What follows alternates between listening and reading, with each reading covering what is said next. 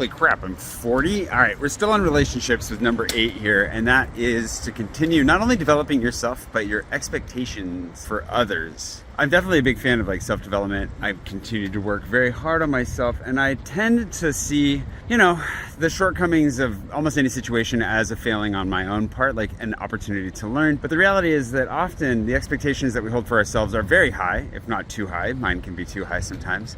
And sometimes it's the expectations that we hold for others that are what need to evolve.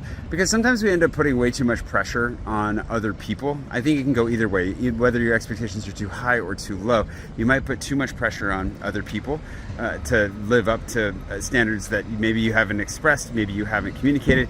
And sometimes your standards aren't high enough. For me, it usually went the other way. Like I held really high standards for myself and didn't tend to hold that high of standards for other people, which meant that I let them get away with a lot of bad behavior. Cooper never got away with any bad behavior, but people that I had in my life. And because I thought, well, if anything, I'm the one that needs to have good high expectations. I need to live up to a particular standard. And it's not fair for me to expect anything from anyone else. But that's not healthy. That's not how relationships work.